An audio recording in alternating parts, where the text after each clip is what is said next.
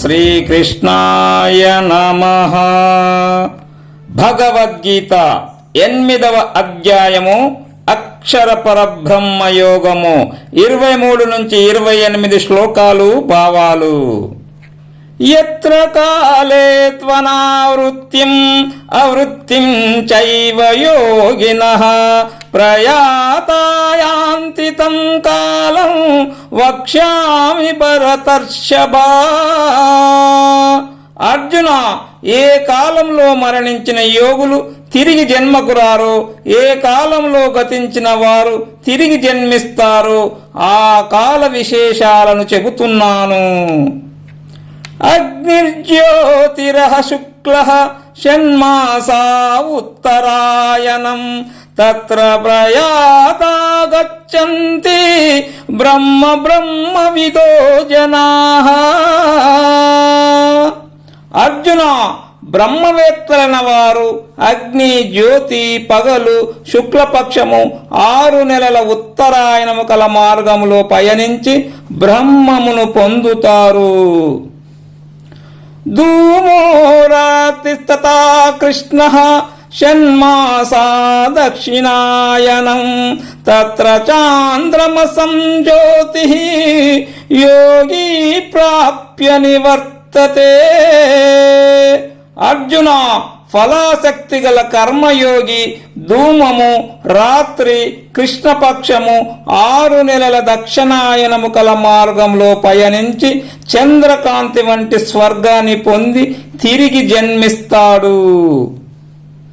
శుక్లకృష్ణే గతీయేతే జగతః శాశ్వతే మతే ఏకయాయాత్యనావృత్తిం అన్యయా వర్తతే పునః. అర్జున, శుక్లగతి, కృష్ణగతి ఈ 2 జగత్తులో శాశ్వతంగా ఉన్నాయి.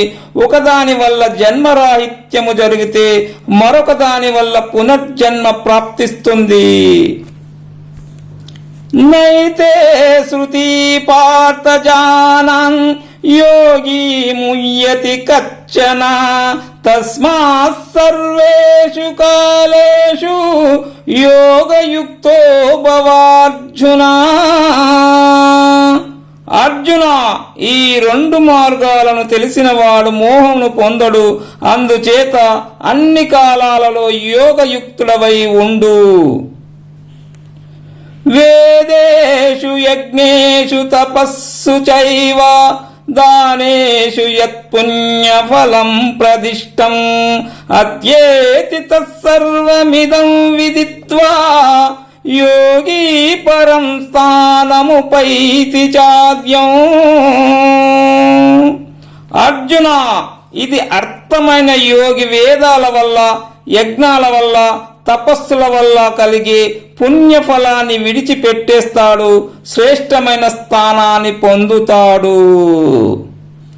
ఓం తస్సైతి శ్రీమద్భగవద్గీతాసు ఉపనిషత్సు బ్రహ్మ విద్యాయాం యోగశాస్త్రే శ్రీకృష్ణార్జున సంవాదే అక్షర పరబ్రహ్మ యోగో నామ 8మోऽధ్యాయః. ఈ విధంగా ఉపనిషత్తులు, బ్రహ్మ విద్య, యోగ శాస్త్రము, శ్రీకృష్ణార్జున సంవాదమైన భగవద్గీత యందు అక్షర పరబ్రహ్మ యోగమనే 8వ అధ్యాయము. ఓం సర్వం శ్రీకృష్ణార్పణమస్తు.